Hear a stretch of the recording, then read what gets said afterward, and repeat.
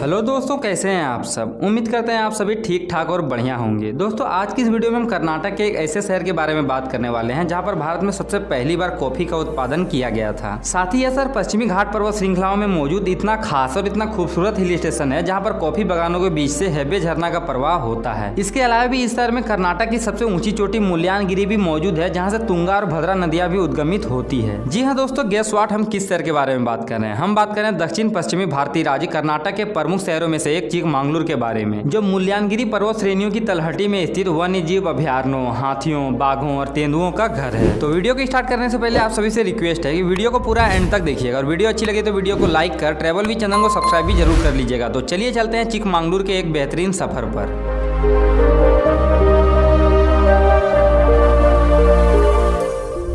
चिकमंगलुरु, जिसे कन्नड़ भाषा में चिकमंगलुरु या फिर the coffee land of Karnataka भी कहा जाता है। यह शहर राज्य की राजधानी बेंगलुरु से 240 किलोमीटर, मैसूर से 183 किलोमीटर और हुबली से 305 किलोमीटर की दूरी पर समुद्र तल से 1090 मीटर के एलिवेशन में मौजूद है। यहाँ इस शहर से कर्नाटक की बहुत सी नदियों का उद्गम होता है, जिनमें तुंगा रिवर, भद्रा, हेमवती, नेत्रावती, वेदवती और याक्षी रिवर शामिल है। साथ ही इस शहर के नाम का अर्थ होता है the town of younger daughter, अर्थात छोटी बेटी का शहर। ऐसा कहा जाता है कि इस शहर को दहेज के रूप में अपनी छोटी बेटी को रुकमंगड़ा ने दिया था, जो उसमें सकेर पटना का प्रमुख हुआ करता था। तो सबसे पहले हम बात करते हैं चिकमंगलुरु के भौगोलिक विस्तार की। तो यह शहर 7201 वर्ग किलोमीटर के एक विशाल क्षेत्रफल में फैला है, जिसका 30% क्षेत्रफल वन क्षेत्र के अंतर्गत आता है। वर्तमान समय में यह शहर उत्तर में शिमोगा, उत्तर पूर्व में दावनगेरे, पूर्व में चित्रदुर्ग और टुमकुर, दक्षिण में हासन, दक्षिण पश्चिम में दक्षिण कन्नड़ और पश्चिम में उडुपी जैसे जिलों से घिरा है। जहाँ पर कर्नाटक की सबसे ऊंची चोटी मुल्यानगिरी के अलावा भी कई सारे पर्वत चोटियां मौजूद है, जिनमें कुड्रेमुख, केमनगुंडी, देवरामे बेट्टा, एटीना भुइजार, होगरे खान आता है। चिकमंगलुरु शहर में अंतिम बार जनगणना 2011 के समय में हुई थी। तभी इसमें 11,37,961 लोगों की आबादी यहाँ की धरती पर निवास करती थी, जो सिप्रस देश और रोड आइलैंड की जनसंख्या के बराबर है। यहाँ पर प्रत्येक 1000 पुरुषों की संख्या में कुल 1005 महिलाएं पाई जाती है, जहाँ का प्रति व्यक्ति वर्ग किलोमीटर का जनसंख्या घनत्व 158 लोगों का है। साथ ही 79.24% की साक्षरता दर के साथ चिकमंगलुरु कर्नाटक के सबसे शिक्षित शहरों में से एक है, जहाँ पर लगभग 10 से भी अधिक भाषाओं को लोग अपने दैनिक जीवन में प्रयोग करते हैं। यहाँ पर सर्वाधिक तौर पर कन्नड़ भाषा का प्रयोग होता है, जिसकी औसत प्रतिशतता 72% है। इसके अलावा यहाँ के लोग उर्दू, तुलु, तमिल, तेलुगु, मलयालम, लंबाड़ी, कोंकणी, हिंदी और अंग्रेजी का भी कुछ मात्रा में प्रयोग करते हैं। तो बात करें चिकमंगलुरु के इकोनॉमी की, तो एग्रीकल्चर को इस जिले की आर्थिक रीढ़ मानी जाती है, जिनमें यहाँ पर कॉफी की खेती सबसे अधिक पैमाने पर होती है। यहाँ पर प्रत्येक साल 85,465 हेक्टेयर की जमीन पर 55,000 मीट्रिक टन कॉफी का उत्पादन होता है, जो कोडागू के बाद भारत का दूसरा सबसे बड़ा कॉफी प्रोडक्शन सिटी है। इसके अलावा भी यहाँ पर कई वाणिज्यिक फसलों की भी खेती होती है, जिनमें चना, मूंगफली, कपास, तंबाकू, चावल और मक्का आता है। औद्योगिक विकास के मामले में चिकमंगलुरु ने अच्छी प्रगति नहीं की है। हालांकि काडूर और बिरू तालुक के पास आयरन और कंपनियों ने अपने प्लांट लगाए हैं, जिसका उद्देश्य यहाँ के खदानों को विकसित करना है। तो आइए अब जानते हैं चिकमंगलुरु के ट्रांसपोर्ट इंफ्रास्ट्रक्चर के बारे में। तो इस शहर के पास अपना एक छोटा सा हवाई अड्डा गौदनहल्ली विलेज के पास मौजूद है, जिसका उपयोग सिर्फ चार्टर्ड प्लेनों के लिए होता है। हालांकि पब्लिक प्लेन सर्विस के लिए यहाँ पर आपको मैंगलोर या फिर बेंगलोर के केम्पेगौड़ा एयरपोर्ट का सहायता लेना पड़ेगा। रोड इंफ्रास्ट्रक्चर में इस शहर के पास कर्नाटक के अन्य शहरों की तुलना में खराब सड़कें हैं, जिसकी बदतर स्थिति के कारण इस जिले का विकास कुछ हद तक बाधित हुआ है। साथ ही इस शहर का रेल नेटवर्क भी मात्र 136 किलोमीटर लंबा है, जिनमें चिकमंगलुरु, बिरूर और काडूर जैसे जंक्शंस आते हैं। यानी इसका साफ साफ मतलब यह है कि चिकमंगलुरु ट्रांसपोर्टेशन के मामले में अभी बहुत पिछड़ा शहर है, जिनमें सुधार की काफी जरूरत है। तो फिलहाल चिकमंगलुरु शहर की इस वीडियो में बस इतना है। वीडियो कैसा लगा कमेंट बॉक्स में जरूर बताइएगा। जय हिंद, जय भारत।